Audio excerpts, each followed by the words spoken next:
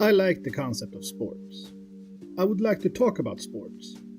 But for the most part, sports are duller than watching paint dry. I mean, cheering on your football team is a great feeling.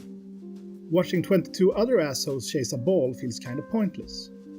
And if this royalty among sports can't entertain me, then what's the point? But as always, sometimes speaking to the brain trust at the local pub brought me to the answer. We will improve all sports to up the entertainment value in the following ways. Golf. Well, of course you all knew golf would make the list, so let's get it out of the way. Golf is a passion for many. And sure, you get some exercise, which is good. But to air it on television, streaming it, and even going and act as an audience? Why? Watching a person hitting a ball until it disappears, preferably into a small hole. Have anyone watched a whole round of golf without falling asleep? The answer is no, and the penance is required. Let's start with every competitor in a tournament. They will start at the same time, but only one may tee off from every tee, so you better get there first.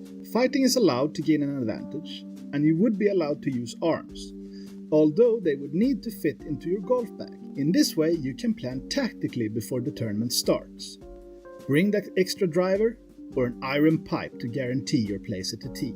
But even if you would get there first, you're not in the clear.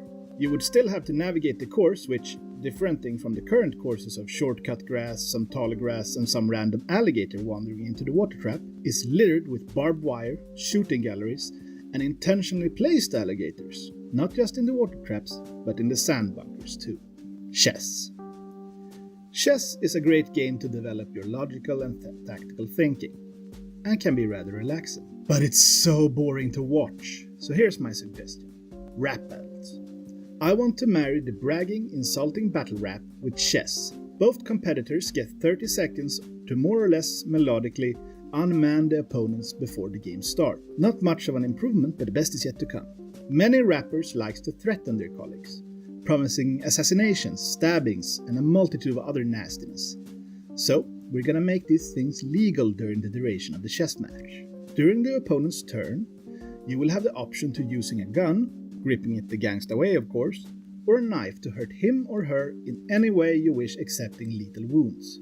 If your opponent dies, you will be disqualified and the win will be posthumously awarded to the opponent.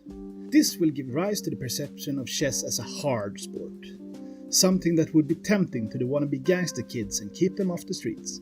Nobel's Peace Prize, please. Race walking. A group of people walking while not really running, while not really walking, but looking like the unfortunate offspring of a chimpanzee and a chicken. One word: landmines. Esports.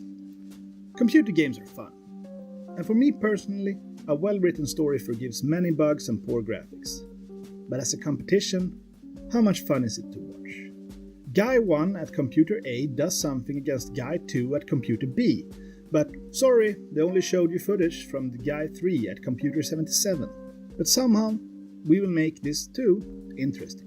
A classic approach would be that every time a player character takes damage, a few volts of electricity get sent through the player's chair, injuring him enough to cause diarrhea and spasms. But I want to find the humanity in sports, and at the same time create more job opportunities. So, for every player, a person will be standing next to them, and when the player takes damage in the game, the person beside them will beat them proportionate to the damage received in-game. This would categorize esports as a blood sport, since the risk of dying will be significant if your skills aren't up to snuff.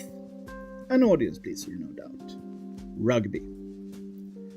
Being far from the most boring, rugby can be improved just as any other sport. It's quick, brutal, and requires a lot of teamwork, just like a medieval battle. So I say, why don't go all the way?